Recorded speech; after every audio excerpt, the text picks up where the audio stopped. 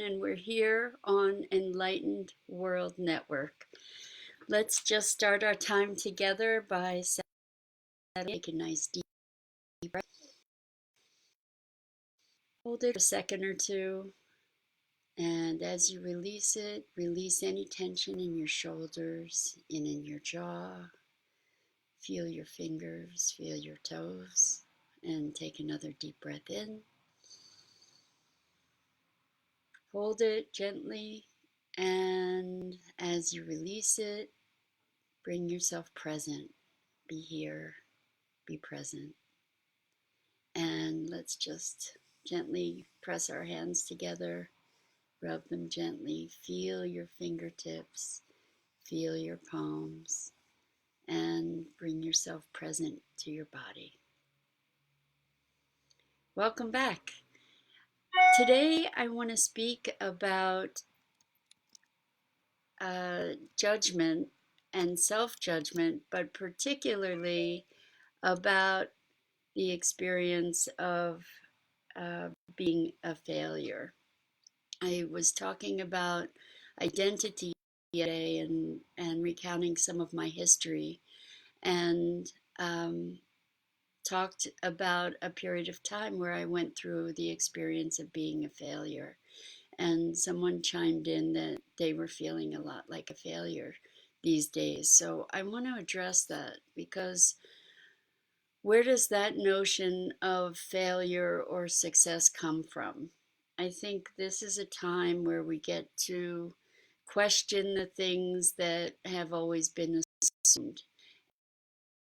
And I had a conversation with a friend the other day talking about this very topic, really, and talking about how there was an association of self-worth tied to money or tied to productivity or output in the world. And I want to just let's together take a few minutes to sort of sink in and look at where does that come from? What is our notion as a culture? What is our notion of what makes someone a success or a failure?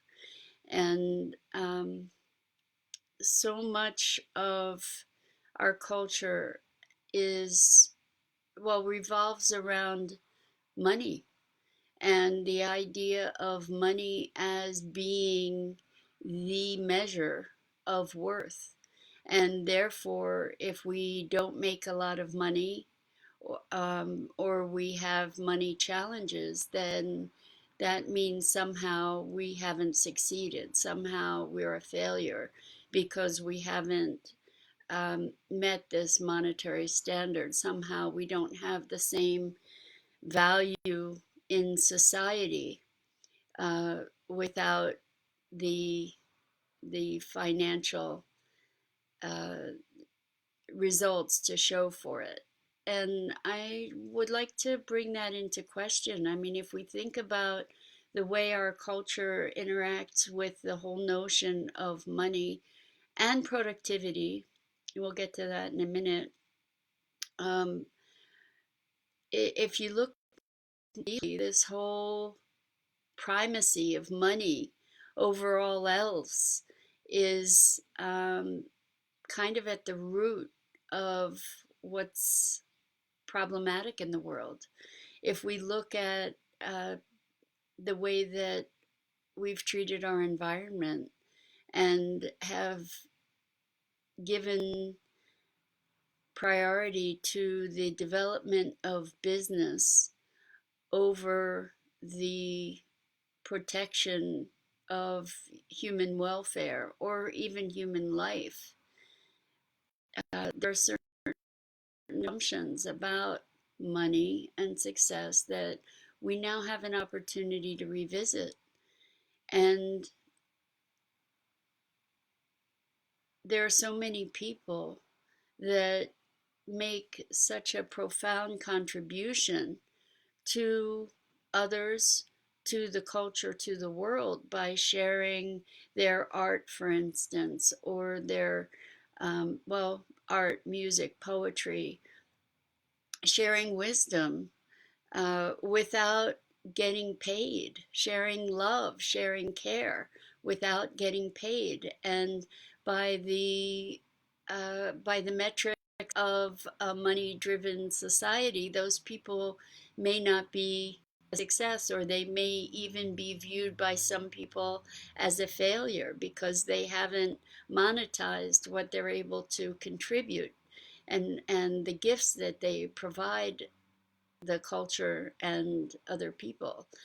And that doesn't in any way make those people a failure. Those people are giving a gift, and the gift of love, the gift of care, the gift of presence. Um, these are all intangibles that our culture hasn't valued by putting a dollar price tag on them. And that we have a really, really wonderful opportunity to be reevaluating our values.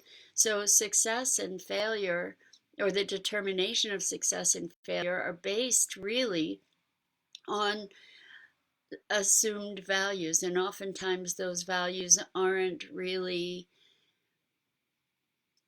brought to a conscious place of choice. They're things that we inherit. We inherit them culturally. We inherit them from our families. We inherit them from the media, from the prevailing thought patterns that exist in society. And with this disruption of the virus, I think it's calling so many things into question. And it's a an important opportunity to question some of our assumptions around success and failure and money and the value of an individual. And when we talk about output, there's in terms of productivity, it's like, how much do you do? It's either time or money, right? So how much time do you put in, or how much money are you worth? And I think I think that what we need to be looking at is what we bring to the world in terms of our frequency, in terms of our love, in terms of our presence. And these really intrinsic and deeply connecting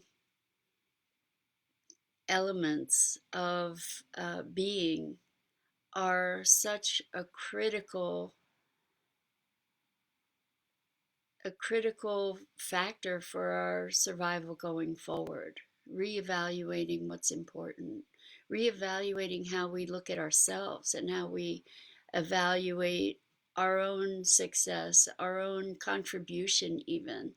Like, um, when you connect with another human being and are able to brighten their day or provide insight or support, there's tremendous value to that. That's a profound gift. And we need to recognize that more collectively and value that and treasure that and acknowledge that, and recognize that the the the rush, the focus on monetizing everything has really compromised us as human beings on a, a physical, mental, emotional, and spiritual level. And so we get to start inventing or connecting more deeply with new ways of assigning and new ways against which to weigh our contribution and choose our direction. And um, I think the idea of success and failure is one that not only do we need to reevaluate, but maybe we even need to eliminate it and completely reframe it in terms of a narrower context. So, for example, with, well, we all know the story of Thomas Edison finding thousands and thousands and thousands of ways to not make a light bulb until finally there was success. And the notion here is to fail forward, to keep experimenting. And what the result of an experiment in life is, whether it's an interaction with someone or a business venture or uh, any other kind of um, any other kind of quest that we might be on, practicing for a marathon or whatever, that um, what we're doing is we're getting information. So when we do something and it doesn't work, we get information about what didn't work to get the result that we were looking for. And as we start choosing to perceive things in terms of feedback and information, the notion of success and failure and the identities of success and failure can fall away to allow us to be human beings on a journey of learning and exploration. So today's invitation is look at the values that you use to evaluate yourself and oftentimes criticize or beat up yourself, and look at how, instead of creating this judgment on a metric that might not work, look at how you can take feedback from your experiences in life and learn from it. And when you learn from that feedback, that in itself is its own success. So I invite you to be generous of nature for yourself and others, and look at feedback, learn from it, and move forward with that new information. We have a chance now to remake ourselves, to remake our cultural values and paradigms. So let's play together with that and invent something wonderful and something that's based in love and compassion. And I hope you'll join me again tomorrow. Thanks so much for being here. Lots of love and compassion.